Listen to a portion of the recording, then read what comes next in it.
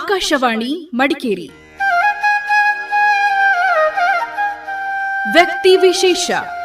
ವಿವಿಧ ಕ್ಷೇತ್ರಗಳಲ್ಲಿ ಸಾಧನೆ ಮಾಡಿರುವ ವ್ಯಕ್ತಿಗಳ ಪರಿಚಯ. ಭಾಗವಹಿಸುವ ಅತಿಥಿ ಮಡಿಕೇರಿಯ ನಿವಾಸಿ ವಿ.ಎಸ್. ನವೀನ್.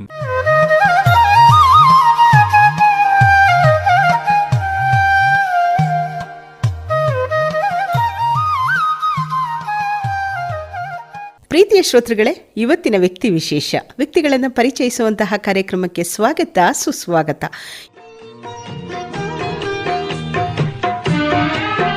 ಇಂದು ನಮ್ಮ ಸ್ಟುಡಿಯೋಗೆ ಒಬ್ಬ ವ್ಯಕ್ತಿ ಅಂದರೆ ಅತಿಥಿಯಾಗಿ ಬಂದಿದ್ದಾರೆ.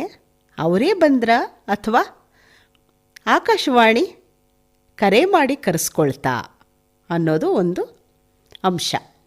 ಹಲವರಿಗೆ ಆಸಕ್ತಿ ಇರುತ್ತೆ, ನಾನು ಕೂಡ ಒಂದಲ್ಲ ಒಂದು ಕಾರ್ಯಕ್ರಮದಲ್ಲಿ ಭಾಗಿಯಾಗಬೇಕು ಅಂತ. ಇನ್ನೂ ಕೆಲವರಿಗೆ ಭಾಗಿ ಆಗದೇ ಇದ್ದರೂ ಕೂಡ ಆಕಾಶವಾಣಿಯನ್ನೊಮ್ಮೆ ನೋಡಬೇಕು ಅನ್ನುವಂಥದ್ದು ಕೂಡ ಒಂದಿರುತ್ತೆ. ಅಥವಾ ನಮ್ಮ ಕುಟುಂಬದಲ್ಲಿ ಯಾರಾದರೂ ಸಾಧನೆ ಮಾಡಿದ್ರೆ ಆಕಾಶವಾಣಿಯ ಮುಖಾಂತರ ನಾವು ಪರಿಚಯ ಮಾಡಿಸೋಣ ಅಂತ ಆಸಕ್ತಿ ಇರುತ್ತೆ, ಆಸೆ ಕೂಡ ಇರುತ್ತೆ. ಅದರಲ್ಲೂ ನಮ್ಮ ಕೊಡಗಿನಲ್ಲೇ ಹುಟ್ಟಿ ಬೆಳೆದು ವಿದ್ಯಾಭ್ಯಾಸವನ್ನು ಮಾಡಿದಂತಹ ವ್ಯಕ್ತಿಗಳಿಗೆ ಈ ಚಿಣ್ಣರ ಲೋಕ ಕಾರ್ಯಕ್ರಮದಲ್ಲಾದರೂ ಕೂಡ ಶಾಲಾ ಮಕ್ಕಳ ಜೊತೆ ಬಂದು ಕಾರ್ಯಕ್ರಮ ಪ್ರಸ್ತುತಪಡಿಸಿರ್ತಾರೆ. ಇಂದಿನ ಅತಿಥಿ ಮಡಿಕೇರಿ ಆಕಾಶವಾಣಿಯ ವಿಳಾಸ ಕೇಳಿ ಆನಂತರ ಅವರು ಬಂದಿದ್ದಾರೆ. ಸಾಕಷ್ಟು ಪ್ರಶ್ನೆಗಳನ್ನು ಅವರು ಕೇಳಿದಾಗ, ಇಲ್ಲ ಮೇಡಮ್, ನಮಗೆ ಅಷ್ಟು ಸಮಯ ಇಲ್ಲ ಬರಲಿಕ್ಕೆ, ಈ ರಾಜ ಸೀಟ ಹತ್ತಿರ ಇದೆ ಸರ್, ಬನ್ನಿ ಸರ್ ಅಂತ ಕರೆದಾಗ ವಿಳಾಸ ತಿಳ್ಕೊಂಡು ಅವರು ಆಕಾಶವಾಣಿಗೆ ಬಂದಂಥದ್ದು ಒಂದು ಅಂಶ. ಮತ್ತೊಂದು ಅಂಶ ಅಂತ ಅಂದರೆ, ಹೇಗೆ ಇವರ ಪರಿಚಯ ಆಯಿತು ಆಕಾಶವಾಣಿಗೆ ಅಂತ ಅಂದರೆ, ಒಮ್ಮೆ ಒಂದು ಪೂಜಾ ಸಾಮಗ್ರಿ ಅಂಗಡಿಗೆ ಹೋಗಿ ಪೂಜೆಗೆ ಸಂಬಂಧಪಟ್ಟಂತಹ ಸಾಮಗ್ರಿಗಳನ್ನು ಖರೀದಿ ಮಾಡಿ, ಇದು ಎಷ್ಟಾಯಿತು ಅಂತ ಕೇಳಿದಾಗ, ಇಷ್ಟು ಹಣ ಆಗಿದೆ ಮೇಡಮ್, ಇಷ್ಟು ಹಣ ಕೊಡಬೇಕು ಅಂತ. ಸ್ವಲ್ಪ ನನಗೆ ಅವರ ಧ್ವನಿಯತ್ತ ಸ್ವಲ್ಪ ಗಮನ ಹೋಯಿತು. ಅವರ ಪತ್ನಿಯೂ ಕೂಡ ಇದ್ದರು. ಅವ್ರಿಗೆ ನಾನು ಕೇಳಿದೆ, ತುಂಬ ಸರಳ ಇದ್ದರು ಇವರು, ಸರಳ ವ್ಯಕ್ತಿತ್ವ ಕೂಡ, ಹಿತ ಮಿತ ಮಾತು, ಧ್ವನಿ ಅಂತೂ ಬಹಳ ಚೆನ್ನಾಗಿದೆ. ಅವರ ಪತ್ನಿಗೆ ಹೇಳಿದೆ, ಇವರು ಧ್ವನಿ ಎಷ್ಟು ಚೆನ್ನಾಗಿದೆ, ಆಕಾಶವಾಣಿಗೆ ಸೂಕ್ತ ಅಂತ ಅನ್ನೋ ಹಾಗೆ ಇದೆ, ಎಷ್ಟು ಚೆಂದ ಇದೆ ಧ್ವನಿ ಅಂತ. ಹೌದಾ ಮೇಡಮ್ ಅಂತ ಅಂದರು. ಆ ನಂತರ ನಾವೇನಾದರೂ ಬರೆದು ಕೊಟ್ಟರೆ ಅವರು ಓದ್ತಾರಾ, ಪ್ರೆಸೆಂಟ್ ಮಾಡ್ತಾರಾ ಅಂತ ಕೇಳಿದ್ದಕ್ಕೆ ಅವರು ಹೇಳಿದ್ರು, ಮೇಡಮ್ ಅವರು ಹೈಲಿ ಕ್ವಾಲಿಫೈಡ್, ಗೋಲ್ಡ್ ಮೆಡಲಿಸ್ಟ್ ಕೂಡ ಅಂತಂದರು. ಆಗ ಒಂದು ಅಂಶ ನನ್ನ ಮನಸ್ಸಿಗನಿಸಿದ್ದು, ಯಾವುದೇ ವ್ಯಕ್ತಿಯನ್ನು ಅವರ ವೇಷಭೂಷಣದಲ್ಲಿ ಅಳೆಯಬಾರದು. ಅವರ ವ್ಯಕ್ತಿತ್ವವನ್ನು ಅರ್ಥ ಮಾಡ್ಕೊಳ್ಳೋದಕ್ಕೆ ನಮಗೆ ಸ್ವಲ್ಪ ಸಮಯ ಬೇಕು, ಯೋಚನೆ ಮಾಡಿ ಒಬ್ಬ ವ್ಯಕ್ತಿಯನ್ನು ಮಾತನಾಡಿಸ್ಬೇಕು ಅಂತ. ಆಗ ಅವರನ್ನು ಮತ್ತೆ ಮಾತನಾಡಿಸಿ, ದಯವಿಟ್ಟು ಮನಸ್ಸಿಗೆ ಬೇಜಾರು ಮಾಡ್ಕೊಳ್ಬೇಡಿ, ಗೊತ್ತಾಗಲಿಲ್ಲ ಅಂತ ಹೇಳಿದಾಗ, ಪರವಾಗಿಲ್ಲ ಬಿಡಿ ಮೇಡಮ್ ಅಂತ ಅವರ ಪ್ರತಿಕ್ರಿಯೆ ಬಂತು. ಆಗಲೂ ಕೂಡ ಅವರು ಬೇಸರ ಮಾಡಿಕೊಳ್ಳಿಲ್ಲ. ಗೊತ್ತಿಲ್ಲದಕ್ಕೆ ಏನು ಮಾಡೋಕ್ಕಾಗತ್ತೆ ಅಂತ. ಹಾಗಾದರೆ ನಾವು ಒಬ್ಬರನ್ನ ಮಾತನಾಡಿಸುವಾಗ ಎಷ್ಟರ ಮಟ್ಟಿಗೆ ನಾವು ಯೋಚನೆ ಮಾಡಬೇಕು ಅನ್ನೋದು ಕಲಿತಂತಹ ಪಾಠ. ನಿಮ್ಮೊಂದಿಗೆ ಇದನ್ನು ಹಂಚಿಕೊಳ್ಬೇಕಾಗಿತ್ತು ಕಾರ್ಯಕ್ರಮದ ಮುನ್ನ. ಆ ನಂತರ ಅವರಿಗೆ ಹೇಗಾದರೂ ಮಾಡಿ ನಮ್ಮ ಶ್ರೋತೃಗಳಿಗೆ ಪರಿಚಯವನ್ನು ಮಾಡಿಸ್ಕೊಡ್ಬೇಕು. ಈ ನಡುವೆ ಒಬ್ಬ ಗ್ರಾಹಕ ಕೈಯಲ್ಲಿ ಚೀಟಿ ಹಿಡಿದು ಬಂದಾಗ ಆ ಸಾಮಗ್ರಿಗಳನ್ನೆಲ್ಲ ನೋಡಿ, ಇನ್ನೊಂದು ಸಾಮಗ್ರಿ ಬೇಕು ಇದಕ್ಕೆ ಅಂತ ಅಂದಾಗ ನನ್ನ ಗಮನ ಅತ್ತ ಹೋಯಿತು. ಇಲ್ಲಿ ಜ್ಞಾನದ ಹಂಚುವಿಕೆಯು ಕೂಡ ಒಂದು ಗಮನ ಸೆಳೆಯುವಂತಹ ಆಕರ್ಷಕ ವ್ಯಕ್ತಿತ್ವವನ್ನು ಹೊಂದಿರುವಂತಹ ವ್ಯಕ್ತಿ ಅಂತ ಹೇಳಬಹುದು. ಯಾಕೆ ಈ ಸಂಗತಿ ಅಂತ ಅಂದರೆ, ಗ್ರಾಹಕನಿಗೆ ಸಹಾಯ ಮಾಡಬಹುದು, ಆದರೆ ಶಾಸ್ತ್ರ ಸಂಪ್ರದಾಯದ ಪ್ರಕಾರ ಈ ಒಂದು ಸಾಮಗ್ರಿಯನ್ನು ನೀವು ಖರೀದಿ ಮಾಡಬೇಕು ಅಂತ ಇವರು ಅವರಿಗೆ ಸಲಹೆಯನ್ನು ಕೊಡ್ತಾ ಇದ್ರು. ಇಂದಿನ ದಿನ ಬಹಳ ಅಪರೂಪ ಇಂತಹ ವ್ಯಕ್ತಿಗಳು ಅಂತ ನಾವಾದರೂ ಹೇಳಬಹುದು. ಈ ಪೂಜಾ ಸಾಮಗ್ರಿ ಅಂಗಡಿಯಲ್ಲಿ ಗೋಲ್ಡ್ ಮೆಡಲಿಸ್ಟ್ ಕೆಲಸ ಮಾಡ್ತಾ ಇದ್ದಾರೆ ಅಂದರೆ ಏನೆಲ್ಲ ಓದಿರಬಹುದು ಅಂತ ಕೇಳಿದಾಗ ಒಂದು ಪಟ್ಟಿಯನ್ನೇ ಹೇಳಿದ್ರು, ಇಷ್ಟು ಓದಿದ್ದಾರೆ ಅಂತ. ಹೇಗಾದರೂ ಮಾಡಿ ನಮ್ಮ ಮಡಿಕೇರಿ ಆಕಾಶವಾಣಿಯ ಶ್ರೋತೃಗಳಿಗೆ ಪರಿಚಯ ಮಾಡಿಸ್ಕೊಡ್ಬೇಕು. ಇಂತಹ ವ್ಯಕ್ತಿಯನ್ನು ಯಾಕೆ ಇವರು ಉದ್ಯೋಗ ಹರಿಸಿ ಹೋಗಲಿಲ್ಲ, ಉದ್ಯೋಗದಲ್ಲಿದ್ದರಾ, ಹಾಗಾದರೆ ಯಾಕೆ ವಾಪಸ್ ಬಂದರು, ಏನು ಕಾರಣ, ಈಗ ಹೇಗಿದ್ದಾರೆ, ಅಂದಿನ ದಿನ ಹೇಗಿತ್ತು, ಇವೆಲ್ಲವನ್ನು ಪರಿಚಯ ಮಾಡಿಕೊಡುವ ಉದ್ದೇಶದಿಂದ ಇಂದು ಆ ವ್ಯಕ್ತಿಯನ್ನು ಆಕಾಶವಾಣಿ ಕರೆಸಿದೆ. ಹಾಗಾಗಿ ನಾವು ಅವರ ಪರಿಚಯವನ್ನು ಮಾಡಿಕೊಡೋಣ. ನಮಸ್ತೆ ಸರ್. ನಮಸ್ತೆ ಮೇಡಮ್. ಸರ್, ತಮ್ಮ ಹೆಸರು? ಮೇಡಮ್ ನವೀನ್. ನವೀನ್, ನಿಮ್ಮ ವಾಸ, ನಿಮ್ಮ ಊರು? ಮಡಿಕೇರಿನ ಮೇಡಮ್. ನಾವು ಹುಟ್ಟಿದ್ದು ಬೆಳೆದಿದ್ದು ಎಲ್ಲ ಮಡಿಕೇರಿ. ಬಹುಶಃ ನಮ್ಮ ಕೊಡಗಿನ ಜನ ಮಡಿಕೇರಿಯಲ್ಲಿ ನಿಮ್ಮನ್ನು ಪ್ರತಿಯೊಬ್ಬರು ನೋಡಿರ್ತಾರೆ.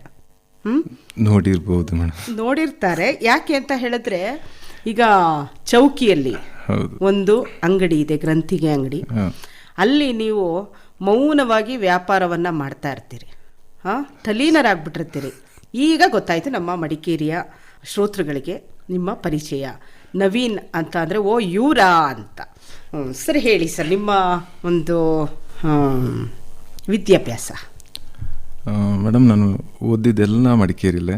ಮಡಿಕೇರಿ ಬಿಟ್ಟು ಎಲ್ಲೂ ಹೋಗಲಿಲ್ಲ, ಮಡಿಕೇರಿಲೇ ಎಲ್ಲ ಓದಿದ್ದೆ. ನನ್ನ ಪ್ರಾಥಮಿಕ ಬಂದು GMP ಶಾಲೆ ಅಂತಿಲ್ಲೇ ಮಡಿಕೇರಿಲಿ ಇರೋದು. ಸೊ ಅಲ್ಲಿ ನನ್ನ ಪ್ರಾಥಮಿಕ ಮುಗಿಸ್ಕೊಂಡೆ. ಆಮೇಲೆ SSLC ಜೂನಿಯರ್ ಕಾಲೇಜ್ ಮಡಿಕೇರಿ ಅಲ್ಲೇ ಮಾಡಿದ್ದು. ಡಿಗ್ರಿ ಸಮೇತ FMC ಕಾಲೇಜ್ ಮಡಿಕೇರಿ ಅಲ್ಲೇ ಮಾಡಿದೆ. ಅದು ಡಿಗ್ರಿ ಮುಗಿಸಿದ ಮೇಲೆ PGDC ಅಂತೇಳಿ post graduate diploma in computer application ಅಂತೇಳಿ ಅದನ್ನು ಮಾಡಿದೆ. ಅದರ ನಂತರ ಮೈಸೂರು ಓಪನ್ ಯೂನಿವರ್ಸಿಟಿಲಿ post graduate diploma in marketing management ಮಾಡಿದ್ದೀನಿ. ಆಮೇಲೆ human resource management post graduate ಅದು ಸಮೇತ ಮುಗಿಸಿದ್ದೀನಿ. ಆ್ಯಂಡ್ ಇದು ಮಾಡ್ತಾನೆ ಪ್ಯಾರಲಲ್ ಆಗಿ MCOM ಸಮೇತ ಮುಗಿಸಿದ್ದೀನಿ. ಈಗ ನಿಮಗೆ ಗೋಲ್ಡ್ ಮೆಡಲ್ ಕೂಡ ಬಂತು. ಅದು marketing management human resource management ಗೊತ್ತಿಲ್ಲ. ಅದರಲ್ಲಿ ಸ್ಟೇಟ್ ಲೆವೆಲ್ 10th ರ್ಯಾಂಕ್ ಬಂದಿದೆ. ನಿಮಗೆ ತಡವಾಗಿ ಆದರೂ ನಾವು ಅಭಿನಂದನೆಗಳನ್ನು ಸಲ್ಲಿಸ್ತೀವಿ. ನೀವು ಯಾಕೆ ಇಷ್ಟೆಲ್ಲ ಓದಿ ನೀವು ಯಾಕೆ ಸರ್ಕಾರಿ ಹುದ್ದೆಗೆ ಹೋಗಬೇಕು ಅಂತ ಅನ್ನಿಸ್ಲಿಲ್ಲ? ಇಲ್ಲ, ಆ್ಯಕ್ಚುಲಿ ಮೂಲತಃ ನಮ್ಮದು ನಾವು ಅಂದರೆ ಹುಟ್ಟಿರೋದೇ ಇದರಲ್ಲಿ ವ್ಯಾಪಾರಸ್ಥರ ಇದರಲ್ಲಿ, ಅಂದರೆ ವೈಶ್ಯ ಕುಲದವರು. ಸೊ ನಮಗೆ ಬರೋದೇ ವ್ಯಾಪಾರ ಒಂದೇ. ಆದರೂ ಸಮೇತ ನಾನು ಬೇಡ, ಈ ಅಂದರೆ ವ್ಯಾಪಾರದ ಫೀಲ್ಡ್ ಬೇಡ, ನಾನೊಂದು ಕೆಲಸಕ್ಕೆ ಅಂತಲೇ ಹೋಗಬೇಕು ಅಂತೇಳಿ ಭಾಳ ಇದು ಮಾಡಿದೆ. ಬಟ್ ಆಲ್ರೆಡಿ ಅಪ್ಪ ಎಸ್ಟಾಬ್ಲಿಷ್ ಆಗಿದ್ರು, ಬಿಸ್ನೆಸ್ಸಲ್ಲಿ ಎಸ್ಟಾಬ್ಲಿಷ್ ಆಗಿದ್ರು. ಪ್ರಯತ್ನ ಪಡ್ತಾ ಇದ್ರಲ್ಲ ಸರ್? ಪ್ರಯತ್ನ ಮಾಡ್ತಾ ಇದ್ದೆ. ಬಟ್ ಅಷ್ಟೊಂದು ನನ್ನ ತಮ್ಮ ಇದ್ದ. ಸೊ ತಮ್ಮ ಆ್ಯಕ್ಚುಲಿ ಆತ ಹೇಳಕ್ಕಾಗದಿರೋ ಒಂದು ಸಿಚುವೇಶನಲ್ಲಿ ಅವ್ನು ಮೈಸೂರಲ್ಲಿ ಹೋಗಿ ಸೆಟ್ಲ್ ಆಗ್ಬಿಟ್ಟ. ಅವ್ರ ಹೆಸರು ಸರ್? ನನ್ನ ತಮ್ಮ ಕುಮಾರ್ ಅಂತೇಳಿ. ಅವ್ನು ಮೈಸೂರಲ್ಲಿ ಬಿಸ್ನೆಸ್ ಮಾಡ್ತಾ ಇದ್ದ. ಮಕ್ಕಳು ನಿಮ್ಮ ಮನೆಯಲ್ಲಿ? ನಾವು 3 ಜನರು. ಫಸ್ಟ್ ನನ್ನ ಅಕ್ಕ, ನಂತರ ನಾನು, ನನ್ನ ತಮ್ಮ. ಸೊ ತಮ್ಮ ಇದ್ದ, ತಮ್ಮ ನೋಡ್ಕೊಳ್ತಾ ಇದ್ದ. ಸೊ ಅನಿವಾರ್ಯ ಕಾರಣದಿಂದ ಅವನು ಮೈಸೂರಿಗೆ ಸೆಟ್ಲ್ ಆಗ್ಬಿಟ್ಟ. ಸೊ ಶಾಪಲ್ಲಿ ಅಂದರೆ ಬಿಸ್ನೆಸ್ಸಿಗೆ ಅಪ್ಪನಿಗೆ ಜೊತೆ ಯಾರಾದರೂ ಬೇಕೇ ಬೇಕಿತ್ತು. ಹಾಗಾಗಿ ನಾನು ಅಲ್ಲಿಗೆ ಉಳ್ಕೊಂಡ್ಬಿಟ್ಟೆ ಅಷ್ಟೇ. ನಿಮ್ಮ ಸ್ಥಾನದಲ್ಲಿ ನಿಂತು ಯೋಚನೆ ಮಾಡೋದಾದರೆ, ನಾನು ಇಷ್ಟೆಲ್ಲ ಓದಿ ನಾನು ಒಂದು ವ್ಯಾಪಾರಕ್ಕೆ ಹೋಗಬೇಕು. ಈಗ ಓದುವಾಗ ನಮಗೆ ಒಂದು ಕನಸಿರುತ್ತೆ ಸರ್. ಓದುವಾಗ ಈಗ ನಿಮ್ಮ ಹುದ್ದೆಯ ಬಗ್ಗೆ, ನಿಮ್ಮ ಕಾಯಕದ ಬಗ್ಗೆ ಇಲ್ಲಿ ಎರಡನೇ ಮಾತಾಡ್ತಾ ಇಲ್ಲ. ಈಗ ಉದ್ಯೋಗ ಹರಿಸ್ಬೇಕು ಅಂತಲೇ ವಿದ್ಯಾಭ್ಯಾಸವನ್ನು ಪಡೀತಾರೆ. ನೀವು ಓದ್ತಾ ಓದ್ತಾ ಓದ್ತಾ ನಾನು ಒಂದು ಹುದ್ದೆಗೆ ಹೋಗಬೇಕು, ಈಗ ಲೆಕ್ಚರರ್ ನೋಡ್ತೀರಾ, ಅಥವಾ ನಿಮ್ಮ ಯಾರು ಗೆಸ್ಟ್ ಲೆಕ್ಚರರ್ಸ್ ಯಾರಾದರೂ ಬರ್ತಾರೆ ಫಂಕ್ಷನ್ಗಳಲ್ಲಿ, ನಾನು ಈ ರೀತಿ ಹೋಗಬೇಕು ಅಂತ ನಿಮ್ಮ ಮನಸ್ಸಲ್ಲಿ ಇದ್ದ ಕಾರಣ ನೀವು ಓದನ್ನು ಮುಂದುವರಿಸ್ತಾ ಹೋದ್ರಿ. ಹೌದು. ಕಡೆಗೆ ಈಗ ನಿಮ್ಮ ತಮ್ಮ ಅನಿವಾರ್ಯ ಕಾರಣಗಳಿಂದ ಮೈಸೂರು ಕಡೆ ಹೋದರು. ನೀವು ಕೂಡ ಅನಿವಾರ್ಯತೆಯಿಂದನೇ ನಾನು ಇಲ್ಲೇ ಉಳ್ಕೊಳ್ತೀನಿ ಅಂತ ಅಂದಾಗ ನಿಮಗೆ ಎಲ್ಲೋ ಒಂದು ಕಡೆ ಬೇಸರ ಆಗಿದೆಯಾ?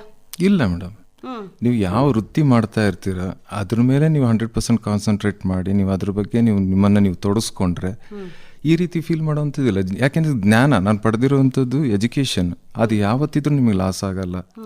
ಜ್ಞಾನ ಅನ್ನೋದು ನಿಮ್ಮಲ್ಲಿ ಇದ್ದೇ ಇರುತ್ತೆ, ಅದನ್ನ ಯಾರೂ ಕದಿಲಿಕ್ಕೂ ಆಗಲ್ಲ. ಸೊ ನಿಮ್ಮ ಜ್ಞಾನ ಇರೋದನ್ನು ನೀವು ಹಂಚ್ತಾ ಹೋಗ್ಬೋದು ಹೊರತು ಅದರಿಂದ ನೀವು ಫೀಲ್ ಮಾಡೋವಂಥದ್ದು ಏನಿಲ್ಲ. ಇವತ್ತು ನಾನು ಯಾವುದ್ರಲ್ಲಿ ಇದ್ದೀನಿ, ಏನು ಬಿಸ್ನೆಸ್ ಅಂತ ಮಾಡ್ಕೊಂಡಿದ್ದೀನಿ, ಅದರಲ್ಲೇ ನಾನು ಐ ಆಮ್ ಸ್ಯಾಟಿಸ್ಫೈಡ್. ನನಗಿಂತ ಯಾವುದೇ ರೀತಿಯ ಒಂದು ಗಿಲ್ಟ್ ಫೀಲ್ ಇಲ್ಲ. ಅಫ್ಕೋರ್ಸ್ ಮನೇಲೊಬ್ರು ಹೇಳಿದಾಗ ಅವ್ರು ಎಲ್ಲೋಗಿದ್ರ ಅಂತ ಆ ಥರ ಆಗ್ತಿತ್ತು ಈ ಥರ ಆಗ್ತಿತ್ತು ಅಂತ ಹೇಳಿದಾಗ ತಪ್ಪು ಮಾಡಿದ್ನ ಅನಿಸ್ತದೆ. ಬಟ್ ಇಲ್ಲ, ಇವತ್ತು ನಾನು ಏನಿದ್ದೀನಿ ಅದ್ರಲ್ಲಿ ನಾನು ಐ ಆಮ್ ಸ್ಯಾಟಿಸ್ಫೈಡ್. ಸೊ ಈಗ ಪ್ರತಿಯೊಬ್ಬರು ಕೂಡ ಅಸಮಾಧಾನವನ್ನು ಹೊರ ಹಾಕಿರ್ತಾರೆ. ನಿಮಗೆ ಹತ್ತಿರದಿಂದ ಪರಿಚಯ ಇದ್ದಂಥವ್ರು ಅಕಸ್ಮಾತ್ತಾಗಿ ನಿಮ್ಮ ಓದಿನ ಬಗ್ಗೆ ತಿಳ್ಕೊಂಡಂಥವ್ರಿಗೆ ಹಾಗನ್ಸುತ್ತೆ, ಇಷ್ಟು ಒಂದು ಓದಿದ್ದೀರಾ ಹಾಗನ್ಸಲ್ವಲ್ಲ ಅಂತ. ಯಾಕೆ ಅಂದರೆ ನಿಮ್ಮ ಸರಳತೆಗೆ ಕಾರಣ ಏನು ಸರ್? ನವೀನ್ ಸರ್ ತುಂಬ ಸರಳವಾಗಿದ್ದೀರಿ. ಬೈ ಬರ್ತೆ ನಾನು ಈ ರೀತಿ ಮೇಡಮ್, ನಾನು ಯಾರನ್ನ ನಾನು ಇದು ಮಾಡ್ಕೊಂಡಿಲ್ಲ, ಯಾರನ್ನ ಇದನ್ನ ತೊಡಸ್ಕೊಂಡಿಲ್ಲ. ಸೊ ನಾನು ಅಂದರೆ ನನಗೆ ನನ್ನ ಮನಸ್ಸಲ್ಲಿ ಒಂದೇ ಇರೋದು, ನೀನು ಏನು ಕೆಲಸ ಮಾಡ್ತಾ ಇರ್ತೀಯ ಅದನ್ನು 100% ಮಾಡು, ನಿನಗೆ ರಿಟರ್ನ್ ಸಿಗುತ್ತೆ ಅನ್ನೋದು ನನ್ನ ಮನಸ್ಸಲ್ಲಿ ಒಂದು ಇದೆ, ಭಾವನೆ ಇದೆ. ಸೊ ಇದರಲ್ಲಿ ನಾನು ಮಾಡ್ತಾ ಇದ್ದೀನಿ. ಹೇಗೆ ಕಲ್ತ್ರಿ, ಎಲ್ಲಿ ಕಲ್ತ್ರಿ? ಅಮ್ಮ ಹೇಳಿದ್ದ, ಅಪ್ಪ ಹೇಳಿದ್ದ? ಹೆಚ್ಚಾಗಿ ಅಪ್ಪ ಯಾವಾಗಲೂ ಬ್ಯುಸಿನೇ ಇರ್ತಾ ಇದ್ರು ಅಂಗಡಿಲಿ. ಸೊ ಅಮ್ಮನ ಇದರಿಂದನೇ ಬಂದಿರಬೇಕು ಅಂದ್ಕೊಳ್ತೀನಿ. ಅಮ್ಮನ ಕಿವಿ ಮಾತು ಅದೇ ಅಷ್ಟೇ, ಅಮ್ಮನ ಕಿವಿ ಮಾತು ಏನಿಲ್ಲ. ಬಾಲ್ಯದ ದಿನಗಳು ಹೇಳಿ. ಮಡಿಕೇರಿ ಹೇಗಿತ್ತು? ಕೊಡಗು ಇಲ್ಲೇ ಓಡಾಡ್ಕೊಂಡು ಓದಿದ್ದೀರಿ, ಹೌದೌದು, ಇಲ್ಲೇ ವಾಸ ಮಾಡ್ತಾ ಇದ್ದೀರಿ. ಅವತ್ತಿಗೂ ಇವತ್ತಿಗೂ ವ್ಯತ್ಯಾಸ ಇರುತ್ತಲ್ಲ? ವ್ಯತ್ಯಾಸ ಅಂದ್ರೆ ಈಗಿನ ಜನಾಂಗದಲ್ಲಿ ಇರುವಂತಹ ವ್ಯತ್ಯಾಸಗಳು ಕಾಣ್ಬೋದು. ಹಳೆ ಇದರಲ್ಲಿ ಏನು ಅಂದ್ರೆ ಹಳೆಯ ಜನಾಂಗದವರು ಅಂದ್ರೆ ಲಾಸ್ಟ್ ಜನರೇಷನ್ಸ್ ಅಂತ ಏನು ಹೇಳ್ತೀವಿ, ಆಗಿನ ಜನ್ರೇಷನ್ಗೂ ಈಗಿನ ಜನ್ರೇಷನ್ಗೂ ತುಂಬ ವ್ಯತ್ಯಾಸನೇ ಆಗಿದೆ. ಮೊದಲು ಪ್ರತಿಯೊಬ್ಬರು ವ್ಯವಸಾಯ ಮಾಡಬೇಕು ಅನ್ನೋ ಒಂದು ಮೂಲ ಧ್ಯೇಯ ಇರ್ತಾ ಇತ್ತು. ಈಗಿನವ್ರಿಗೆ ಏನಿಲ್ಲ. ಈಗಿನ ಮಕ್ಕಳಿಗೆ ಏನು ಅಂತ ಹೇಳಿದ್ರೆ ಒಳ್ಳೆ ವಿದ್ಯಾಭ್ಯಾಸ ಪಡಿಬೇಕು, ವಿದ್ಯಾಭ್ಯಾಸ ಪಡೆದ ನಂತರ ಬೆಂಗಳೂರು ಎಲ್ಲ ಹೊರಗಡೆ ಹೋಗಿ ನಾವು ಒಳ್ಳೆಯ ಒಂದು ಕೆಲಸನ ಹುಡ್ಕೊಂಡು ನಾವು ಆರಾಮವಾಗಿ ಒಂದು ಅವರದೇ ಆದ ಒಂದು ಲೈಫ್ ಸ್ಟೈಲ್ ಅಷ್ಟೇ ಅವರನ್ನು ಮಾಡ್ಕೊಂಡಿರ್ಬೇಕು. ತಿಂಗಳಿಗೆ ಒಂದು ಸಲ ಎರಡು ಸಲ ಯಾವಾಗಲೂ ರಜೆ ಬರ್ತದೆ, ಬಂದು ಪೇರೆಂಟ್ಸ್ನ ಮೀಟ್ ಮಾಡಿ ಹೋಗುವಂಥದ್ದು ಅಷ್ಟೇ ಈಗಿನ ಒಂದು ಲೈಫ್ ಸ್ಟೈಲ್ ಮಕ್ಕಳಲ್ಲಿ ಇರುವಂಥದ್ದು. ಇನ್ಫ್ಯಾಕ್ಟ್ ಈವನ್ ನನ್ನ ಮಕ್ಕಳು ಕೂಡ ಸಮೇತ ನಾಳೆನೂ ಅದೇ ಮಾಡ್ಬೋದು ಅಂತ ಹೇಳಿ ತಿಳ್ಕೊಳ್ತೀನಿ. ಯಾಕಂದ್ರೆ ಈಗ ಆಲ್ರೆಡಿ ದೇ ಆರ್ ಇನ್ ಮೈಸೂರು ಓದ್ತಾ ಇದ್ದಾರೆ. ಸೊ ನನ್ನ ಮಕ್ಕಳು ಅದೇ ರೀತಿನೇ. ನನಗೆ 2 ಹೆಣ್ಮಕ್ಳು ಮೇಡಮ್. ಈಗ ಒಬ್ಳು MBA ಮಾಡ್ತಾ ಇದ್ದಾಳೆ, ಫೈನಲ್ ಇಯರ್ ಮುಗೀತು ಆಲ್ಮೋಸ್ಟ್, ಇನ್ನೊಂದು ತಿಂಗಳಲ್ಲಿ ಎಕ್ಸಾಮ್ಸು ಮುಗಿದೋಗುತ್ತೆ ಅವಳದು. ಸೊ 2ನೇ ಮಗಳು ಈಗ B.Pharma ಮಾಡ್ತಾ ಇದ್ದಾಳೆ. ಸೊ ಅವಳಿಗೆ ಇನ್ನೂ ಫಸ್ಟ್ ಇಯರ್, ಅವಳಿಗೆ ಇನ್ನೂ ಓದು ತುಂಬ ಇದೆ. ಬಟ್ ಈಗ ನೆಕ್ಸ್ಟ್ ಇನ್ನು ಅವಳದು ದೊಡ್ಡವಳದು ಎಜುಕೇಶನ್ ಮುಗೀತು ಅಂತ ಹೇಳಿದ್ರೆ ಅವಳು ಸಹ ಅಷ್ಟೇ ಮೈಸೂರು ಬೆಂಗಳೂರಲ್ಲಿ ಎಲ್ಲಾದ್ರೂ ಕೆಲಸ ಹುಡ್ಕೊಂಡು ಅವಳು ಅಲ್ಲೇ ಇರ್ತಾಳೆ. ನಿಮ್ಮ ಕನಸು ಏನು ಮಕ್ಕಳ ಬಗ್ಗೆ? ಏನಿಲ್ಲ, ನನ್ನ ಇದರಲ್ಲಿ ನನ್ನ ಮಕ್ಕಳು ಯಾವುದೇ ರೀತಿಯಾದಂಥ ಕೆಲಸ ಮಾಡಲಿ, ಏನೇ ಮಾಡಲಿ, ಅಂದರೆ ಅಟ್ಲೀಸ್ಟ್ ಅವರು ಒಂದು ಸೊಸೈಟಿಗೆ ಯಾವುದೇ ರೀತಿಯಾದಂಥ ತೊಂದರೆ ಮಾಡದೆ ಅವರ ಜೀವನ ಅವ್ರು ಲೀಡ್ ಮಾಡ್ಕೊಂಡಿರಲಿ ಅಷ್ಟೇ. ನನಗಿನ್ನು ಯಾವುದೇ ರೀತಿಯಾದಂಥ ಆಸೆ ಆಗಲಿ ಇದಾಗಲಿ ಏನೂ ಇಲ್ಲ. ಈಗ ಪ್ರತಿಯೊಂದು ತಂದೆ ತಾಯಿಗಳಿಗೂ ಒಂದು ಕನಸಿರುತ್ತೆ. ನೀವು ಹೇಳೋ ಹಾಗೆ ಅಂದ್ಕೊಂಡಿರ್ತಾರೆ, ಆಕಸ್ಮಿಕವಾಗಿ ಏನೋ ಒಂದು ಪ್ರಕರಣ ನಡೆದು ಹೋಗುತ್ತೆ. ಅದಕ್ಕೆ ತಂದೆ ತಾಯಿಗಳು ಕಾರಣ ಇರಲ್ಲ. ಆದರೆ ಸಮಾಜ ಹಾಗೆ ಹೇಳುತ್ತೆ, ಮಕ್ಕಳು ತಪ್ಪು ಮಾಡಿದಾಗ ತಂದೆ ತಾಯಿಗೆ ಬರೆ ಹಾಕೋದು ಅನ್ನೋರ ಥರ ಅದು ಹೇಳ್ತಾರೆ. ಅದಕ್ಕೆ ನೀವೇನು ಹೇಳ್ತೀರಿ ಸರ್? ಯಾವ ತಂದೆ ತಾಯಿಗಳು ತನ್ನ ಮಕ್ಕಳನ್ನ ಹಾಳಾಗಬೇಕು ಅಂತೇಳಿ ಯಾರು ಬೆಳೆಸೋಲ್ಲ. ಕೆಲವೊಂದು ಸಂದರ್ಭಗಳು ಆ ರೀತಿ ಆಗಬಹುದು, ಆಗುತ್ತೆ ಕೂಡ. ಸೊ ಅದಕ್ಕೆ ನೀವು ನಿಮ್ಮ ತಂದೆ ತಾಯಿಗಳು ಒಳ್ಳೆ ಸಂಸ್ಕೃತಿ ಕೊಡಲಿಲ್ಲ, ಒಳ್ಳೆ ರೀತಿಯಾದಂಥ ನಿಮಗೆ ಪಾಠ ಕಲಿಸಿಲ್ಲ ಅಂತ ಹೇಳೋದು ನಾನು ಹೇಳೋದಾದರೆ ಅದು ತಪ್ಪು ಭಾವನೆ. ಅದು ಹೇಳಿದೆ ಅಲ್ಲ, ಒಂದು ಅನಿವಾರ್ಯತೆಯಿಂದ ಆಗುವಂತಹ ಒಂದು ಆಘಾತಕಾರಿ ಸಂಗತಿಗಳು ಇರ್ಬೋದು, ಅಥವಾ ಒಂದು ಯಾವುದೊಂದು ಇನ್ಸಿಡೆಂಟ್ಸ್ಗಳು ಇರ್ಬೋದು. ಬಟ್ ಅದಕ್ಕೆ ನೀವು ಯಾವುದೇ ಕಾರಣಕ್ಕೂ ನೀವು ಪೇರೆಂಟ್ಸ್ಗಳನ್ನ, ತಂದೆ ತಾಯಿಗಳನ್ನ ನೀವು ಯಾವುದೇ ರೀತಿಯಾದ ದೋಷಿ ಮಾಡಬಾರ್ದು. ಯಾಕೆ ನಾವು ನಮ್ಮ ಮಕ್ಕಳನ್ನ ಒಳ್ಳೆ ರೀತಿಯಲ್ಲೇ ನಡಿಬೇಕು, ಒಳ್ಳೆ ಸಂಸ್ಕೃತಿಲೇ ಬೆಳಿಬೇಕು ಅಂತ ನಾವು ಅವ್ರಿಗೆ ಆಲ್ರೆಡಿ ಹುಟ್ಟಿದಾಗಲಿಂದನೂ ಹೇಳ್ತಾ ಬರ್ತಾ ಇರ್ತೀವಿ, ತಿದ್ದುತ್ತಾ ಬರ್ತಾ ಇರ್ತೀವಿ. ಮನುಷ್ಯ ಅಂತ ಹೇಳಿದ್ಮೇಲೆ ತಪ್ಪು ಆಗೋದು ಸರ್ವಸಾಮಾನ್ಯ. ಸೊ ಆ ತಪ್ಪನ್ನ ಪುನಃ ತಿದ್ಕೊಳ್ಬೇಕೇ ಹೊರತು ಅದನ್ನು ಪುನಃ ತಪ್ಪು ದಾರಿಗೆ ನಾವು ಎಳಿಬಾರ್ದು ಅಷ್ಟೇ. ನನ್ನ ಮಕ್ಕಳಿಗೂ ಕೂಡ ಹಾಗನ್ಸಿರುತ್ತೆ, ಈ ರೀತಿ ಆಗುತ್ತೆ ಅಂತ ಗೊತ್ತಿರಲಿಲ್ಲ ಅಂತ. ಕಡೆಗೆ ಅದು ತಪ್ಪು ಅಂತ ಗೊತ್ತಾದಾಗ ಸಮಾಜ ಆ ರೀತಿ ನೋಡುತ್ತೆ ಅನ್ನೋ ಕಾರಣಕ್ಕೆ ಈ ಪ್ರಶ್ನೆಯನ್ನು ತಮಗೆ ಕೇಳಲಾಯಿತು. ಒಂದು ಒಳ್ಳೆಯ ಒಂದು ಉತ್ತರವನ್ನು ಕೊಟ್ರಿ. ತಂದೆ ತಾಯಿಗಳ ಬಗ್ಗೆ ಒಂದು ಗೌರವದಿಂದ ಮಾತಾಡಿಕೊಂಡು. ತಂದೆ ಏನು ಕೆಲಸ ಮಾಡ್ತಾ ಇದ್ರು ಸರ್? ತಂದೆ ವ್ಯಾಪಾರ ಮೇಡಮ್. ನೀವು ವ್ಯಾಪಾರ ಮಾಡುವಾಗ ನೀವು ಓದಕ್ಕೆ ಹೋಗ್ತಾ ಇದ್ರಿ? ಹೌದೌದು. ಅವಾಗ ಅಂಗಡಿಗೆಲ್ಲ ಹೋಗ್ತಿದ್ರಾ? ಎಷ್ಟು ವರ್ಷದಿಂದ ಇದೆ ಸರ್ ಅಂಗಡಿ? ಮೇಡಮ್ ಅದು ನನಗೆ ತಿಳಿದಿರೋ ಮಟ್ಟಿಗೆ 1908ನೇ ಇಸ್ವಿಯಿಂದ ಅಂದರೆ ಇರುವಂಥ ದಾಖಲಾತಿ ಪ್ರಕಾರ, ಅದಕ್ಕಿಂತ ಮೊದಲೇ ಇದ್ದಂತೆ ನನಗೆ ಗೊತ್ತಿಲ್ಲ. ಏನು ಕಲ್ತ್ರಿ ಸರ್ ಅಲ್ಲಿ ಅಂಗಡಿಗೆ ಹೋದಾಗ? ನೆನಪು ಮಾಡ್ಕೊಳ್ಳಿ. ನೀವು ಚಿಕ್ಕವರಿದ್ದಾಗ ನಿಮ್ಮ ತಂದೆ ಇರ್ತಿದ್ರು, ಓಕೆ. ಆಗ ಜನರು ಬರ್ತಿದ್ರು, ಗ್ರಾಹಕರು. ಹಾಂ. ಏನ್ ಅನ್ನಿಸ್ತಾ ಇತ್ತು ಅದನ್ನೆಲ್ಲ ನೋಡಿದಾಗ? ಶಾಲೆಗೆ ಹೋದಾಗ ನಿಮ್ಮ ಸಹಪಾಠಿಗಳ ಜೊತೆ ಏನಾದ್ರು ಮಾತಾಡ್ತಿದ್ರಾ? ಇಲ್ಲ, ವ್ಯಾಪಾರದಷ್ಟಾಗಿ ಯಾವುದೇ ರೀತಿಯಾದಂಥ ನಾನು ಅಲ್ಲ, ಅಲ್ಲಿ ಹೋಗ್ತಿದ್ರಿ ಅಲ್ವಾ? ಹೋಗ್ತಿದ್ದೆ. ಏನ್ ಅನ್ನಿಸ್ತಿತ್ತು ಅವಾಗ? ಯಾಕೆ ಅಂತ ಹೇಳಿದ್ರೆ ನಾವು ಎಲ್ಲಿ ಇರ್ತೀವಿ ಹಾಗೆ ಮನಸ್ಸಿರುತ್ತೆ. ಈಗ ಪೂಜಾ ಸಾಮಗ್ರಿಗಳ ನಡುವೆ ಇದ್ದಾಗ ದೈವಿ ಭಾವನೆ ಬಂದ್ಬಿಡತ್ತೆ.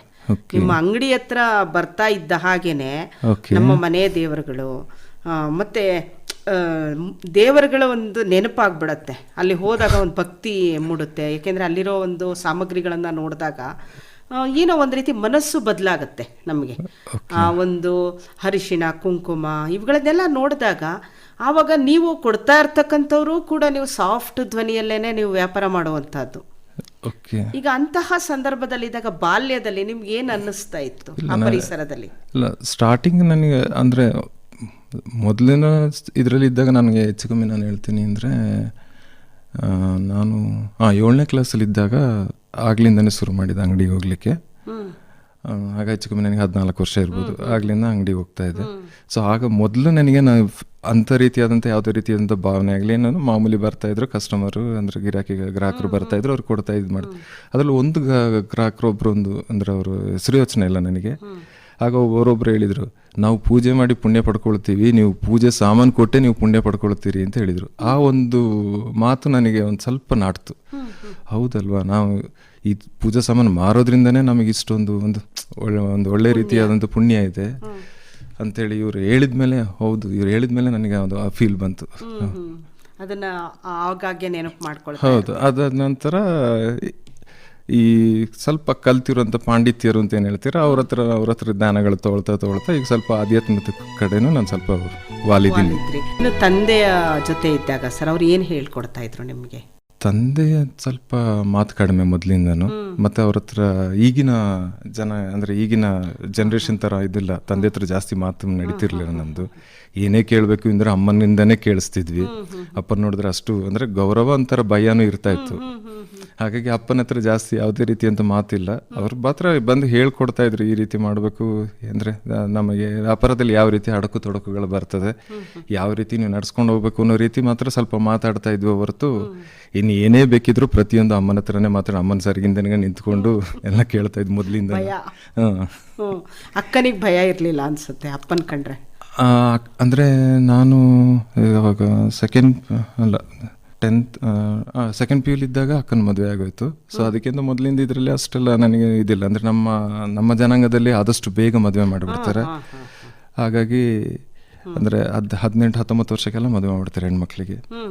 ಸೊ ಹಾಗಾಗಿ ಅವಳಿಗೆ 19 ಆಗ್ತಿದ್ದಂಗೆ ಮದುವೆ ಮಾಡಿಬಿಟ್ರು. ಹಾಗಾಗಿ ಅವಳು ಒಟ್ಟಿಗೆ ನನಗೂ ಅವಳಿಗೂ 3 ವರ್ಷ ವ್ಯತ್ಯಾಸ. ಬಟ್ ಅಪ್ಪನ ಹೆಸರು ಸುಂದರ್ರಾಜ್, ಅಕ್ಕನ ಹೆಸರು ಬಂದು ಜ್ಯೋತಿ ಅಂತೇಳಿ, ಅಮ್ಮನ ಹೆಸರು ಶೋಭಾ, ತಮ್ಮ ಹೇಳಿದ್ರಲ್ಲ ತಮ್ಮ ಕುಮಾರ್ ಅಂತ ಹೇಳಿದೆ. ಈಗ ಒಂದು ಕುಟುಂಬ ಅಂತ ಅಂದಾಗ ನಾವು ಚಿಕ್ಕ ವಯಸ್ಸಿನಲ್ಲಿ ಮಾತಾಡ್ತಾ ಇರ್ತೀವಿ, ಜಗಳ ಮಾಡ್ತಾ ಇರ್ತೀವಿ. ನಾವೇನೋ ಹೇಳಿದಾಗ ಅವರೇನೋ ಇದು ಸರಿ ಇಲ್ಲ ಅಂತ ಹೇಳೋದು. ಈ ಬಾಲ್ಯದ ದಿನಗಳಲ್ಲಿ ಆ ರೀತಿ ಎಲ್ಲ ಇತ್ತಾ? ಬಾಲ್ಯದಲ್ಲಿ ಇತ್ತು ಮೇಡಮ್. ನನಗೂ ನನ್ನ ತಮ್ಮನಿಗೆ ಹೊಡೆದಾಡೋದು, ಇದು ಮಾಡೋದು, ಅಕ್ಕನೊಟ್ಟಿಗೂ ಜಗಳ ಮಾಡೋದು ಎಲ್ಲ ಇತ್ತು. ಎಂತ ಸರ್ವಸಾಮಾನ್ಯ, ಎಲ್ಲರ ಮನೇಲಿ ಇದ್ದ ಹಾಗೆ ನಾವು ಸಹ ಹಾಗೆ ಬೆಳ್ಕೊಂಡು ಬಂದಿದ್ವಿ. ಯಾಕೆ ಅಂತ ಅಂದರೆ ಒಂದು ಆಧ್ಯಾತ್ಮ ಅನ್ನೋದು ತಂದೆಯ ಮನಸ್ಸಿನಲ್ಲಿತ್ತು. ತಂದೆಗೆ ಅದೊಂದಿತ್ತು. ಅಂದರೆ ನೀವು ಹೇಳಿದ್ರಿ ಮೊದಲೇನೆ ಅವರು ಮಿತಿಯಲ್ಲಿದ್ದರು ಅಂತ ಮಾತನಾಡೋದು. ಆ ಸಂದರ್ಭದಲ್ಲಿ ನಾವು ಓದಬೇಕು, ಬರೀಬೇಕು ಅಂತ ತುಂಬ ಸ್ಟ್ರಿಕ್ಟ್ ಇರುತ್ತೆ. ಈ ಶ್ಲೋಕಗಳು ಕಲಿಬೇಕು, ಈ ಶಾಸ್ತ್ರ ಸಂಪ್ರದಾಯಗಳು ಅಂತ ಇರುತ್ತೆ. ಒಂದು ಚೌಕಟ್ಟು ಏನಾದ್ರು ಇತ್ತ ಆ ಸಂದರ್ಭದಲ್ಲಿ? ಇಲ್ಲ, ತಂದೆಗೆ ಆಧ್ಯಾತ್ಮಿಕ ಬಗ್ಗೆ ಅಷ್ಟೇನಿದಿರಲಿಲ್ಲ. ಅಂದರೆ ನಾರ್ಮಲ್ ಆಗಿ ದೇವ್ರು ನಂಬುತ್ತಿದ್ರು, ಇದು ಮಾಡ್ತಿದ್ರು ಅಷ್ಟೇ. ಅವರು ಆ ರೀತಿಯನ್ನು ರಿಸ್ಟ್ರಿಕ್ಷನ್ ಮಾಡ್ತಿರ್ಲಿಲ್ಲ. ಮತ್ತು ಓದೋಕ್ಕೂ ಅಷ್ಟೇ, ನಾವು ಏನು ಓದಬೇಕು, ಏನು ಮಾಡಬೇಕು ಅಂದರೆ ಯಾವುದೇ ರೀತಿ ಅಂತ ಯಾಕೆ ಇದನ್ನು ಮಾಡ್ತೀಯ ಏನು ಯಾವತ್ತೂ ಕೇಳಿಲ್ಲ. ಮತ್ತು ನಮ್ಮದು ವೃತ್ತಿಪರ ವ್ಯಾಪಾರನೇ ಆಗಿರೋದ್ರಿಂದ ಅವ್ರಿಗೆ ಸಜೆಷನ್ ಮಾಡಲಿಕ್ಕೆ ಸಮೇತ ಗೊತ್ತಿರಲಿಲ್ಲ. ಅವರು ನೀನು ಇದು ಮಾಡ್ತೀಯಾ, ಆಯಿತು ಮಾಡ್ಕೊಂಡು ಹೋಗು. ನೆಕ್ಸ್ಟ್ ಇದು ಓದ್ತೀಯಾ, ಹಾಂ ಸರಿ ಆಯಿತು ಓದು ಅಂತೇಳಿ ಇದು ಮಾಡಿ ಅದಕ್ಕೇನು ಎಷ್ಟು ಖರ್ಚು ಏನು ಅದನ್ನು ಪೂರೈಸ್ತಿದ್ರು ಹೊರತು ಯಾವತ್ತೂ ನಮ್ಮನ್ನ ಕ್ವಶನ್ ಮಾಡಲಿಲ್ಲ. ಯಾವತ್ತಾದರೂ ನೀವು ಓದುವಾಗ ನಿಮಗೆ ಗೋಲ್ಡ್ ಮೆಡಲ್ ಬಂದಾಗೆಲ್ಲ ಅವರು ಈಗ ಎಲ್ಲಿದ್ದಾರೆ ಅವರು? ಅಪ್ಪ ಅಮ್ಮ ಆ್ಯಕ್ಚುಲಿ ಅಪ್ಪನಿಗೆ ಆಲ್ರೆಡಿ ಈಗ 76-77 ವರ್ಷ. ಸೊ ಅಮ್ಮನಿಗೆ 10 ವರ್ಷ ಕಡಿಮೆ, 66 ವರ್ಷ. ಈಗ ನಿಮಗೆ ಓದಿನಲ್ಲಿ ಈ ರೀತಿ ಗೋಲ್ಡ್ ಮೆಡಲ್ ಬಂತು ಅಂತ ಅಂದಾಗ ಅವ್ರಿಗೆ ಏನು ಅನ್ನಿಸ್ತಾ ಇತ್ತು? ನಿಮಗೇನೋ ಖುಷಿ ಆಗ್ತಾ ಇತ್ತು? ನಿಮಗೆ ಗೊತ್ತಿತ್ತಾ ನಾನು ಕೆಲ್ಸಕ್ಕೆ ಹೋಗಲ್ಲ ಅಂತ ಗೊತ್ತಿತ್ತಾ ಸರ್ ನಿಮಗೆ? ಇಲ್ಲ ಮೇಡಮ್, ನಾನು ಜಾಬ್ಗೆ ಹೋಗಲ್ಲ ಅಂತ ಇತ್ತ ಮನಸ್ಸಲ್ಲಿ ಇಲ್ಲ? ಇಲ್ಲ ಇಲ್ಲ ಇಲ್ಲ ಆ್ಯಕ್ಚುಲಿ ನಾನು ಫಸ್ಟ್ ನಾವೆಲ್ಲ ಮನೇಲಿ ಮಾತಾಡ್ಕೊಳ್ತಿದ್ದೆ ಹಾಗೆ, ತಮ್ಮ ಇರ್ತಾನೆ ಇಲ್ಲ ಅವನು ನೋಡ್ಕೊಳ್ತಾನೆ, ಸೊ ನೀನು ಬೆಂಗಳೂರಿಗೆ ಹೋಗ್ಬಿಡು ಅಂತೇಳಿ ಮೊದಲು ಹೇಳ್ತಾ ಇದ್ರು. ಓದ್ತಿರೋ ಟೈಮಲ್ಲಿ ಹಾಗೆ ಹೇಳ್ತಾ ಇದ್ರು. ನಾನು ಅಷ್ಟೇ ಅದೇ ನಂದು M.Com ಆದಮೇಲೆ ಜಾಬ್ಗಳಿಗೆ ಅಪ್ಲೈ ಮಾಡೋಣ ಅಂತೇಳಿ ಇದು ಮಾಡಿದ್ದು. ಇದು ಅದು ರ್ಯಾಂಕ್ ಬಂದಿದ್ದು ಆ್ಯಕ್ಚುಲಿ ನಮಗೆ ಅದೇ ಓಪನ್ ಯೂನಿವರ್ಸಿಟಿಯಿಂದ ತಿಳಿಸಿದ್ದೇ ಲೇಟ್. ರಿಸಲ್ಟ್ ಬಂದು ಒಂದು 7-8 ತಿಂಗಳ ಆದಮೇಲೆ ನನಗೆ ಆ್ಯಕ್ಚುಲಿ ಲೆಟ್ರ್ ಬಂದಾಗಲೇ ಗೊತ್ತಾಗಿದೆ ರ್ಯಾಂಕ್ ಬಂದಿದೆ ಅಂತೇಳಿ. ಸರಿ, ಅಷ್ಟೊತ್ತಿಗೆ ನಾನು ಅಂದರೆ ಆಲ್ರೆಡಿ M.Com ಮಾಡ್ತಾ ಇದ್ದೆ ಆ ಟೈಮಲ್ಲಿ. ಸೊ M.Com ಆದಮೇಲೆ ಒಂದೇ ಸಲ ಇದು ಮಾಡೋಣ ಅಂತೇಳಿ ನನಗೊಂಥರ ಆಶ್ಚರ್ಯ, ಒಂದು ಸಂತೋಷನೂ ಇತ್ತು, ಆಶ್ಚರ್ಯನೂ ಇತ್ತು. ಮತ್ತು ಅಪ್ಪ ಹೇಳ್ತಾ ಇದ್ರು, ಅಂದರೆ ನಮ್ಮ ಫ್ಯಾಮಿಲಿ, ನಮ್ಮದು ದೊಡ್ಡ ಫ್ಯಾಮಿಲಿ. ನಮ್ಮ ಅಜ್ಜ ಬಂದು ಗಂಡು ಮಕ್ಳು ಹೆಣ್ಮಕ್ಳು ಸೇರಿ 8 ಮಕ್ಕಳು. ಸೊ ಅದರಲ್ಲಿ ಅಪ್ಪ ಹೆಮ್ಮೆಯಿಂದ ಹೇಳ್ತಾ ಇದ್ರು, ನನ್ನ ಮಗನೇ ಎಲ್ಲರೂ ನಮ್ಮ ಫ್ಯಾಮಿಲಿಗೆ ನಾನೇ ಜಾಸ್ತಿ ಓದಿ, ನನ್ನ ಮಗನೇ ಓದಿರೋದು ಅಂತೇಳಿ ಅದು ಹೆಮ್ಮೆಯಿಂದ ಹೇಳ್ತಾ ಇದ್ರು. ಆಗ ಹೇಳ್ತಾ ನನಗೊಂದು ಖುಷಿ ಆಗ್ತಾ ಇತ್ತು, ಪರವಾಗಿಲ್ಲ ಇವ್ರದ್ದು ಎಲ್ರಿಗಿಂತ ನಾನೊಂದು ಸ್ವಲ್ಪ ಮುಂದೆ ಇದ್ದೀನಿ ಅಂತ ಒಂದು ಖುಷಿ ಇರ್ತಾ ಇತ್ತು ಅಷ್ಟೇ. ಅಂದರೆ ಪ್ರತಿಭೆ ಅನ್ನೋದು ಎಲ್ರಿಗೂ ಇರಲ್ಲ ಸರ್. ಈಗ ಓದ್ತೀನಿ ಅನ್ನೋದು ಹಿರಿಯರೇ ಹೇಳ್ತಾರೆ. ಈಗ ಪಾತ್ರೆ, ಬಟ್ಟೆ, ಈ ಎಲ್ಲ ಕೆಲಸಗಳು ನಾವು ಪಾತ್ರೆ ಉಜ್ಜೋದು, ಅಂದರೆ ಪಾತ್ರೆ ತೊಳೆಯೋದು, ಬಟ್ಟೆ ವಾಶ್ ಮಾಡೋದು, ಇವೆಲ್ಲ ಎಲ್ಲರೂ ಮಾಡ್ಬೋದು. ಆದರೆ ಓದುವುದನ್ನು ಎಲ್ಲರೂ ಸಾಧನೆ ಮಾಡೋದಕ್ಕೆ ಸಾಧ್ಯ ಇಲ್ಲ, ಓದಲಿಕ್ಕೆ ಎಲ್ಲರಿಂದನೂ ಸಾಧ್ಯ ಇಲ್ಲ ಅಂತ ಹೇಳ್ತಾ ಇರ್ತಾರೆ. ನಿಮಗೆ ಅಂಥ ಮನಸ್ಸಿತ್ತು, ಅದಕ್ಕೆ ಕಾರಣ ಏನು? ನಾನು ಇನ್ನೂ ಓದಬೇಕು ಮುಂದೆ ಅಂತ ಹೇಗೆ ಇಷ್ಟೆಲ್ಲ ನೀವು ವಿದ್ಯಾಭ್ಯಾಸ ತಗೊಳ್ತಾ ಇದ್ರಲ್ಲ, ನಾನು ಇನ್ನು ಮುಂದೆ ಓದಬೇಕು ಅನ್ನೋದಕ್ಕೆ ಕಾರಣ ಏನು? ಅವಕಾಶ ಇತ್ತ? ಪ್ರೋತ್ಸಾಹ ಇತ್ತ? ಪ್ರೋತ್ಸಾಹ ಹೇಳಿದೆಲ್ಲ ತಂದೆದು ಯಾವುದೇ ರೀತಿ ಅಂದ್ರೆ ರಿಸ್ಟ್ರಿಕ್ಷನ್ ಇಲ್ಲ. ನೀನೇನು ಓದ್ತೀಯ ಅಂದ್ರು ಆಯ್ತು, ಇನ್ನು ನೆಕ್ಸ್ಟ್ ಪುನಃ ಇನ್ನೂ ಓದ್ತೀನಿ ಅಂದ್ರೆ ಅವ್ರು ಓದ್ಸಕ್ಕೆ ರೆಡಿ ಇದ್ರು. ಅಂದರೆ ಮಾರ್ಗದರ್ಶನದ ಕೊರತೆ ಅವ್ರಿಗಿತ್ತು. ಯಾಕಂದ್ರೆ ಅವ್ರಿಗೆ ಗೊತ್ತಿರಲಿಲ್ಲ ನೀನೇನು ಓದ್ತೀಯ, ಯಾಕೆ ಓದ್ತಿದ್ಯಾ ಅನ್ನೋದು ಅವ್ರಿಗೆ ಗೊತ್ತಿರಲಿಲ್ಲ. ಬಟ್ ನೀನೇನು ಓದ್ತೀಯ ಅಂದ್ರೆ ಅದಕ್ಕೆ ಅವ್ರೇನು ಇದು ಮಾಡ್ತಿರ್ಲಿಲ್ಲ. ಮತ್ತು ನನ್ನ ಇದರಲ್ಲಿ ನಾನು 8ನೇ ಕ್ಲಾಸಲ್ಲಿದ್ದಾಗ ನನ್ನ ಸೋದರ ಮಾವನಿಗೆ, ಅಂದರೆ ತಾಯಿ ತಮ್ಮನಿಗೆ ಕಣ್ಣಿನ ಆಪ್ರೇಷನ್ ಆಯಿತು. ಅವ್ರದ್ದು ಬಂದು ಜೋಶಿ ಅಂತೇಳಿ ಹುಬ್ಳಿಯಲ್ಲಿ ಫೇಮಸ್ ಡಾಕ್ಟರ್ ಅವರು, MM ಜೋಶಿ ಅಂತೇಳಿ, ಅವ್ರ ಕ್ಲಿನಿಕಲ್ಲಿ ಆಪ್ರೇಷನ್ ಆಯಿತು. ಸೊ ಅವರಿಗೆ ನೋಡ್ಕೊಳ್ಳೋಕೆ ಯಾರು ಇರಲಿಲ್ಲ. ಆಗ ನಾನು ಹೋಗಿದ್ದು, ಅವ್ರನ್ನ ನೋಡ್ಕೊಳ್ತಾ ಇದ್ದೆ. ಸೊ ಅವರು ಜೋಶಿ ಅವ್ರದ್ದು ಹೆಸರು ಹಾಕ್ಬಿಟ್ಟು ಅವ್ರ ಹೆಸರು ಕೆಳಗಡೆ 4 ಲೈನ್ ಅವರು ಓದಿರೋದಿತ್ತು. ಅದನ್ನ ನೋಡ್ಬಿಟ್ಟು ನಾನು ನೋಡಿದೆ, ಸರ್ ಇದು ಏನು ಸರ್ ಈ ಥರ ಓದಿದ್ದೀರಾ ಅಂತ ಕೇಳಿದೆ. ಅದನ್ನ ಹೇಳ್ಬೇಕು ಅಂದ್ರೆ ನಿನಗೆ ಒಂದಿನ ಬೇಕು ಅಂತ ಹೇಳಿದ್ರು ಡಾಕ್ಟ್ರ್. ಅದನ್ನ ನೋಡಿದಾಗ ನಾನು ನನ್ನ ಹೆಸರು ಕೆಳಗಡೆ ನಾನು ಇಷ್ಟು ಉದ್ದ ಓದೋದು ಹಾಕ್ಕೊಳ್ಳೇಬೇಕು ಅಂತೇಳಿ ಆಗೊಂದು ಸುಮ್ಮನೆ ಒಂದು ಇದು ಮಾಡ್ಕೊಂಡಿದೆ, ಆಸೆ ಇತ್ತು. ಸೊ ಅದನ್ನೇ ಹಾಗೆ ಮಾಡ್ಕೊಂಡು ಬಂದು, ಇನ್ಫ್ಯಾಕ್ಟ್ ನಂದು ಮದುವೆನೂ ಅಷ್ಟೇ, ನಾನು ಮದುವೆ ಮಾಡ್ಕೊಳ್ಳೋಕ್ಕೆ ಬೇಡವೇ ಬೇಡ ಅಂತೇಳಿ ಇದ್ದೆ. ನನಗೆ ಮೊದಲಿಂದನೂ ಆರ್ಮಿ ಬಗ್ಗೆ ತುಂಬ ಒಲವಿತ್ತು. ಶ್ರೋತೃಗಳೇ, VS ನವೀನ್ ಅವರು ಆರ್ಮಿಗೆ ಸೇರಿದ್ರ ಅನ್ನೋದನ್ನ ಮುಂದಿನ ವ್ಯಕ್ತಿ ವಿಶೇಷದಲ್ಲಿ ನಾವು ಕೇಳೋಣ. VS ನವೀನ್ ಅವರು ಗ್ರಂಥಿಗೆ ಅಂಗಡಿಯಲ್ಲಿ ಕೆಲಸ ಮಾಡುವಾಗ ಅವರ ಸರಳತೆ ಗ್ರಾಹಕರನ್ನು ವಿಶೇಷವಾಗಿ ಆಕರ್ಷಿಸುತ್ತೆ.